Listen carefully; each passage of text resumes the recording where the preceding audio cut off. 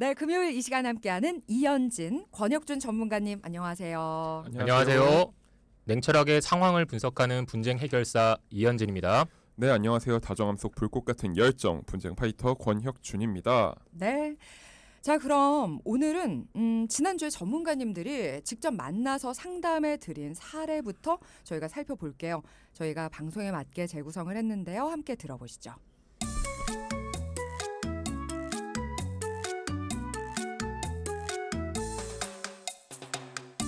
안녕하세요. 저는 50대 초반 현장 관리자 일을 하고 있는 두 아이의 아빠입니다. 아이들 교육비에 생활비까지 월급날이 지나가기 무섭게 그냥 통장에는 남은 잔액이 얼마 없더라고요. 그런데도 또 나가야 할 돈이 자꾸 생기게 됩니다. 이대로는 더 이상 안 될 것 같아서 아내하고 많은 얘기를 나눴고요. 마지막 방법으로 고정적으로 나가고 있는 보험료를 줄이기로 결정을 좀 했습니다.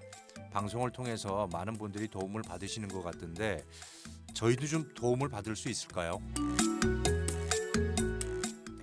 네, 오늘 사연자분은 어떻게 보면 우리 돈키호테에서 가장 강조하는 기본적인 점검, 또 보험료 점검의 필요성을 절실히 느끼고 계신 것 같아요. 경기도 어렵고 가정 경제 역시 힘드니까 좀 빡빡한 상황에서 도움을 요청하신 건데 직접 만나보니까 또 상황이 어떠셨나요? 네, 저희가 상담을 하다 보면 이런 경우가 생각보다 좀 많은데요. 바로 가족이나 지인 중에 보험 일을 한다고 해서 하는 경우죠. 가족을 통해 보험을 가입하시거나 지인을 통해 소개를 받고 보험 점검을 했는데 이상하게 지출이 줄지 않고 오히려 더 증가했다는 분들이 좀 계세요. 또는 매달 급여일 이후에 늘어난 보험료, 공과금, 생활비 등등으로 일주일 이내에 급격하게 잔고가 부족하거나 카드가격이 늘어나서 고민하시는 분들이 계실 겁니다. 네, 바로 사연자분이 딱 이런 상황이셨습니다. 2018년도 무렵 동생이 보험을 한다고 해서 믿고 맡기셨는데요. 동생분이 몇 년 정도 보험 일을 하다가 갑자기 그만둔 뒤로 사연자분 보험은 방치가 됐고요. 그래서 아내분의 지인의 지인을 통해 소개를 받고 보험 점검을 받은 뒤 새롭게 수정을 했습니다. 그런데 어느 순간 통장을 보니 지출 내역에 정신이 번쩍 든 거죠. 아마 동키분들 중에도 사연자분과 비슷한 사례가 정말 많으실 텐데요. 중요한 건 각자의 가계 상황에 맞지 않은 보험은 무리가 될 수 있다는 겁니다. 네. 그러니까 지금 지인을 통해 소개를 받으셨다고 하는데 네. 정말 가족이라고 믿고 지인이라고 믿고 나를 조금 더 챙겨주지 않을까 이런 생각들을 다들 하실 것 같아요. 네. 근데 보험이 솔직히 뭐 서비스로 뭘 더 챙겨주고 깎아주는 것도 아닌데 왜 이렇게 우리는 지인이라고 하면 그냥 믿고 맡기는지 맞습니다. 결국엔 그런 것들 때문에 그냥 믿고 맡기고 내버려 두니까 문제가 더 생기는 것 같기도 합니다. 네, 맞아요. 그래서 사연자분 상황을 조금 더 설명을 드리면요. 그렇게 지인 소개로 보험 점검을 받은 후 자녀를 제외한 두 분의 보험료만 80만 원이나 지출되고 있었습니다. 결코 적지 않은 비용이죠. 네. 게다가 두 아이의 보험료까지 합친다면 보험료만 100만 원이 넘어가는 상황이었던 겁니다. 네, 그래서 여기서 중요하게 보셔야 할 점이 있는데요. 바로 오늘의 핵심 포인트. 내 보험을 바꾸는 게 좋은지 아닌지를 판단하는 기준 두 가지. 첫째, 보험 변경 뒤 총 보험료가 줄어드는가. 둘째, 보험 변경 뒤 보장이 더 좋아지는가입니다. 이 두 가지 조건이 아니라면 굳이 변경할 이유가 없겠죠? 다들 아마 그걸 바라고 조정을 맡기시는 건데 이 그쵸. 가장 기본적인 게 잘 안 지켜지는 이유가 뭘까요? 네, 그 이유는 두 가지 조건을 다 부합하도록 변경하는 게 좀 쉽지 않고요. 그만큼 전문성이 좀 필요하기 때문입니다. 보통 보험 변경 뒤에 과도하게 올라가거나 보험료가 과도하게 올라가시거나 또는 보장이 역으로 줄어드는 경우도 많이 있습니다. 따라서 회사별, 상품별 비교 분석을 받으실 필요가 있는 건데요. 사연자분의 경우는 아쉽게도 점검을 받으신 뒤 보장 내용은 좀 좋아졌어요. 네. 하지만 보험료가 과도하게 오른 게 좀 문제였습니다. 네, 먼저 사연자분과 아내분 두 분 모두 2015년 실손보험을 가지고 계셨는데요. 부가 특약들은 이미 삭제를 해서 현재는 거의 실손 특약만 유지 중이셨으나 네. 현재 보험이 갱신돼서 보험료가 10만 원 가까이 됐고요. 전보다 상당히 증가한 상황이었는데요. 그래서 실손을 그대로 유지하거나 아니면 현행 실손인 4세대로 전환을 하거나 둘 중에 하나를 선택해야 할 상황이셨습니다. 2015년 실손이면 몇 세대인 거예요? 2세대 2세대. 수 아, 예. 저도 2세대인데 지금 이제 10만 원 네. 갱신된다고 어제 톡이 왔더라고요. 네. 그래서 막 부들부들하고 있는 상황인데 음. 정말 그러니까 계속 갱신 오르는 보험료에 비해서 만약에 병원도 많이 가시고 혜택을 받고 계시면 또 모르겠지만 사연자 분처럼 그냥 혜택은 못 받고 보험료만 내고 있는 분들은 상당히 또 고민도 많으실 것 같아요. 이런 분들은 특히 빠른 상담 통해서 또 점검을 받아보실 필요도 있는 것 같은데 자 그렇다면 실손보험 점검도 필요하고 조정도 필요하고 다른 보험들은 또 어떻나요? 이 밖에 동생분을 통해 가입했던 다른 보험들은 좀 정리는 하셨고요. 지인의 지인분을 통해 종합보험을 새롭게 좀 가입하셨는데요. 보장 내용을 정말 다 넣어서 안 보장만 하더라도 5천만 원 이상 보장이 되도록 준비를 하셨습니다. 사연자분은 22만 원에 20년 납 100세 만기였고요. 아내분은 18만 원에 20년 납 100세 만기였는데요. 여기서 한 가지 큰 문제점이 있었습니다. 뭔가요? 그게. 네, 그건 바로 20년 납 갱신형 상품으로 가입을 하신 건데요. 우리가 새롭게 변경하신 지 2년이 조금 넘으셨는데 앞으로 18년만 더 납입하면 끝나는 거라고 생각을 하셨던 거예요. 하지만 갱신형 보험은 실제로는 18년 뒤에 새롭게 재가입이 되면서 보험료가 상당히 많이 오르는데요. 이게 가장 큰 문제점인 거죠. 만약 이대로 유지를 하신다면 은퇴 후 70대에는 현재 시점의 배 이상의 보험료를 납입하셔야 합니다. 이런 사실을 알고는 사연자분이 무척이나 당황을 하셨어요. 그러니까 저도 돈키호테 이전까진 그랬고 일반인들은 20년 납이 붙으면 20년 내고 끝나는 줄 아는 경우가 굉장히 많을 거예요. 그렇죠. 그러니까 당연히 이 정도 보험료 20년 후에 내가 내고 끝 하면은 괜찮네. 그러면 한번 요 분께 좀 조정도 맡기고 변경을 하자인데 그리고 20년 후에 어떻게 되는지는 왜 좀 자세하게 설명을 또 안 해주셨을까? 혹은 설명을 하셨는데도 한 귀로 듣고 한 귀로 흘리는 경우 내가 이미 벌써 약간 그냥 편견으로 20년 내면 끝날 거야라는 생각으로 어떤 설명을 해주시는 거에 대해서 귀를 닫고 계셨을 수도 있어요. 솔직히 말하면. 네. 맞아요. 그래서 이게 이런 경우는 왜 이렇게 갱신형으로 가입했고 이런 상황이 있는지는 알기는 좀 어려워요. 네. 정확히 어렵지만 갱신형이라고 해서 무조건 단점만 있는 건 아니거든요. 나름의 이유가 있을 수 있다라는 거죠. 가령 앞서 말씀드렸던 갱신으로 할 때는 보장 대비 보험료가 상대적으로 좀 저렴하신 경우도 있습니다. 근데 보험료만 생각하시고 그런 선택을 할 수도 있다라는 거죠. 다시 한번 강조드리지만 보험을 가입하실 때 가장 중요한 건 해당 보험이 가입자의 현재 상황에 적합한지 꼼꼼하게 판단을 하는 게 중요하고요. 개인이 그런 판단을 하시기 좀 어려울 수 있기 때문에 무엇보다도 전문가의 상담을 통해서 결정하시는 게 가장 좋습니다. 네. 자, 저희가 일부에서 직접 상담해 주신 사례 통해서 빠듯한 보험료, 내 지인과 친구, 가족을 믿고 가입을 했는데 왜 이런 것들이 개선이 안 될까 하는 문제에 대해서 조금 더 살펴봤습니다. 자, 그래서 뭐 나름대로 좀 이유가 있으셨죠. 그냥 계속 보장은 어떤 한계가 있고 보험료는 갱신이 되고 이런 문제점을 파악을 하셨는데 이런 갱신 보험료를 과연 어떻게 또 조정을 할 수가 있는지 조금 추가적으로 답변을 해주시죠. 네, 아까 말씀드렸던 것처럼 갱신형은 20년 납 이후부터 또 문제가 있을 수 있으니까 네네. 이 사연자분들도 이런 상황을 아시고 지금도 보험료가 적지 않은데 추후 납부할 비용까지 고려한다면 일부 보장을 좀 낮추더라도 현실에 맞춘 보험으로 변경하는 게 좋겠다고 좀 동의를 하셔서요. 보험을 조정을 해드렸습니다. 너무나도 다행인 건 건강상에 큰 문제가 없으셔서 최근 유병자형 상품 중 10년 동안 중대 질병이나 입원, 수술 이력이 없다면 가입이 가능하신 3텐10 상품으로 심사를 받고 보험을 변경 도와드렸습니다. 저희가 얼마 전에 유병자 상품 알아봤었잖아요. 네. 근데 이분은 건강에 지금 문제가 없으신데 왜 유병자 상품으로 가입을 하게 된 거죠? 그거는 이분 같은 경우에 건강상 이상이 없다라는 거지 아무 병력이 없다라는 건 아니셨고요. 그러니까 즉 간단한 병력이 있다 보니까 네. 저희가 가입할 수 있는 보험이 일반형 상품과 이렇게 병력 있는 분들이 가입한 유병자형 상품이 있거든요. 네. 그렇다 보니까 유병자 상품으로 도와드렸는데 그렇다면 병력 있는 분들이 다 유병자에 해야 되는 건 아니에요. 일반형으로 심사를 받아올 수는 있지만 이게 부담보라고 해서 특정 기간이나 특정 질병을 보장하지 않는 조건이 붙을 수가 있습니다. 그래서 유병자형 상품의 경우에는 부담보 조건이 없거든요. 그러니까 이분한테는 변경을 해볼 때 비교를 해보니 네. 유병자형이 좀 더 유리해서 이렇게 변경을 도와드렸습니다.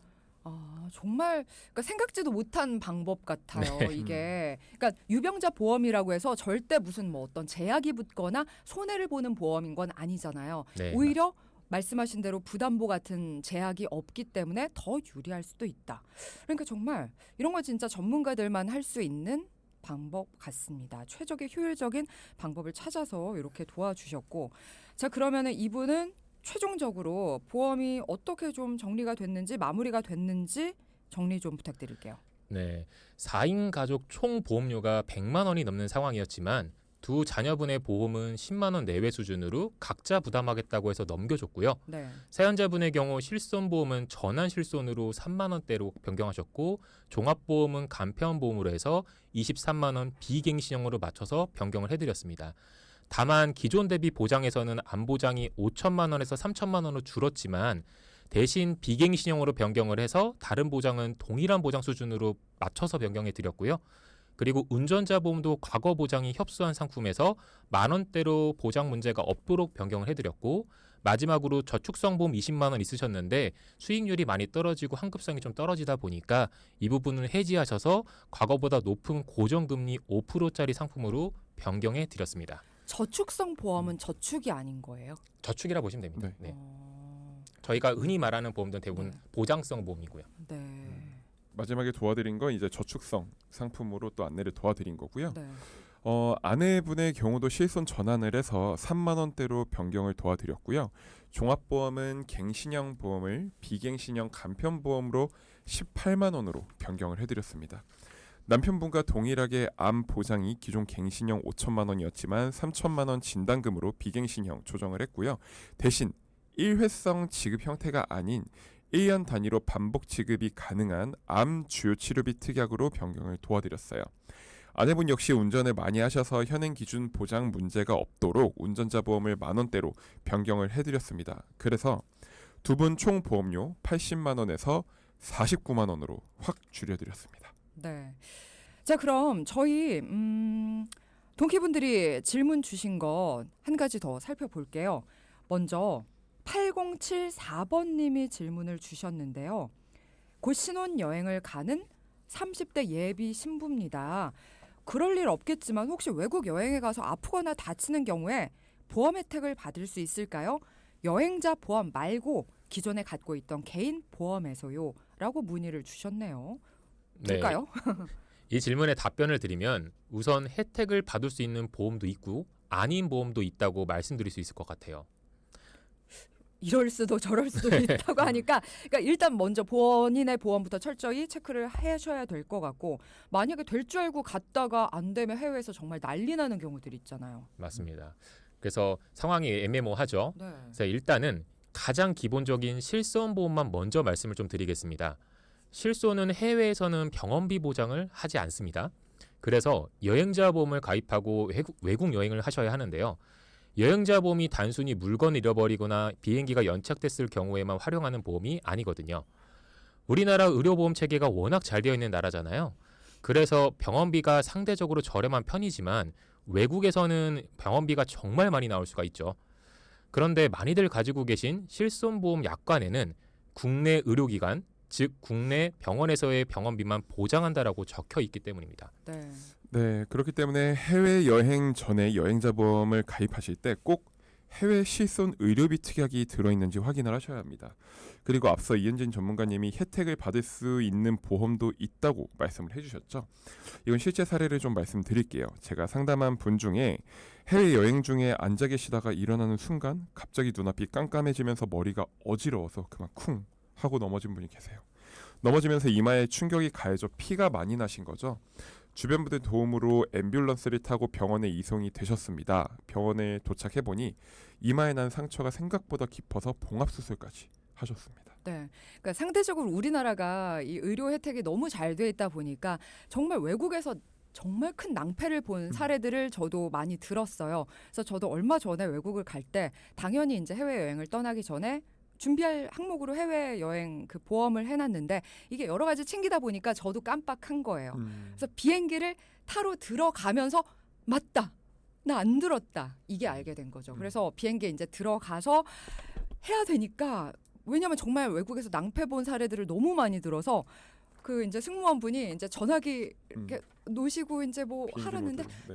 잠시만요. 제가 지금 보험을 안 들어서요. 그러면서 정말 급하게 들었습니다. 정말 큰 일이 발생하는 경우도 있는데 이분도 마찬가지로 정말 무섭고 힘드셨을 것 같아요. 맞습니다. 그런데 더 안타까운 건 상처 부위가 이마이고 이 부분이 여성분이잖아요. 그래서 저희가 정말 많이 걱정을 했는데요. 오히려 이분이 정말 큰일 날 뻔했는데 이만하면 다행이라고 하셔서 정말 놀란 가슴을 쓸어냈던 생각이 납니다. 네. 다행히 이분이 여행자 보험을 가입한 후 여행을 가셔서 여행자 보험에서 병원비 80%를 지원해줬는데요. 다만 앰뷸런스 비용은 200만 원 정도 나왔다고 했는데 네. 이 부분은 실손 처리가 되지 않아서 전액 본인 부담을 하셔야 했습니다. 네. 네, 중요한 건 실손보험은 해외에서는 보장받지 못하고 국내에서만 되잖아요. 그런데 실손보험 이외의 종합보험은 모두 보장받을 수 있습니다. 이분께서는 종합보험에 상해 수술비 특약이 있었어요. 이마에 봉합 수술하셨던 건 상해 수술에 해당이 돼서 300만 원이 지급되었습니다. 전체적인 비용을 생각하면 큰 손해를 보지 않으셨는데요. 이렇게 해외에서는 실손보험은 혜택을 못 받지만 종합보험에서 수술비든 입원비든 혹은 해외에서 큰 질병의 진단을 받더라도 모두 보장받을 수 있다는 점 꼭 기억하시면 좋겠습니다. 네. 그러니까 중요한 건 해외 여행을 가기 전에 가입한 또 여행자 보험 살펴보고 기존의 나의 종합보험 상태도 조금 확인을 할 필요가 있다라는 걸 네. 생각들을 하셔야 될 것 같아요. 그래서 보험이 있다고 하더라도 그냥 내버려 두지 마시고 내가 보험이 잘 가입이 돼 있는지 제대로 점검을 받으시는 게 뭐 여행을 떠나건 아니면 그냥 일상생활에서건 미래를 위해서든 참 중요할 것 같다라는 생각을 하게 됩니다. 네, 맞습니다. 그리고 한 가지 말씀드리고 싶은 점이 실제 상담을 도와드린 분들의 자녀분들이 네. 해외 유학을 가게 되면서 자녀분 보험을 모두 해지하려고 하시는 분들이 간혹 계십니다. 요즘은 워킹 홀리데이나 교환학생 같이 시스템이 너무 잘 돼 있어서 20대에 해외를 나가는 경우가 정말 많은데요. 그럴 때 절대로 기존 보험을 정리하고 가시면 안 됩니다. 모두 보장받을 수 있는 것들이거든요. 근데 어차피 지금 학생들이 외국에 있으면 실손보험의 경우에는 외국에서 혜택을 못 받잖아요. 네. 맞아요. 그렇게 생각하실 수 있습니다. 네. 실손보험은 만약 외국에 장기간 체류를 하시는 상황이라면 실손보험 중지 또는 반환 청구가 가능합니다. 그런데 제가 장기간이라고 말씀을 드렸잖아요. 네. 어느 정도 기간을 말하는 걸까요? 한 1년? 네. 3개월입니다. 생각보다 네, 짧네요. 맞아요. 네. 3개월 이상 해외에 머물렀고 그동안 실손보험의 보험료를 계속 지불해서 반환 청구를 할 경우엔 출입국 기록지를 제출하시면 됩니다. 출입국 기록지는 정부24 홈페이지에서 받으실 수 있고요. 보험회사에 제출하면 3개월 이상 해외에 머무르면서 납입하셨던 보험료를 다시 반환받으실 수 있습니다. 네. 자, 이렇게 해외 여행을 떠나기 전에 해외 여행 보험에 대해서도 우리가 조금 더 신중하게 살펴야 될 필요가 있다라는 걸 또 알게 됐습니다. 오늘 금요일 정말 알찬 내용으로 마무리해 주셔서 감사하고요. 저희는 또 다음 주에 뵙도록 하겠습니다. 고맙습니다. 감사합니다.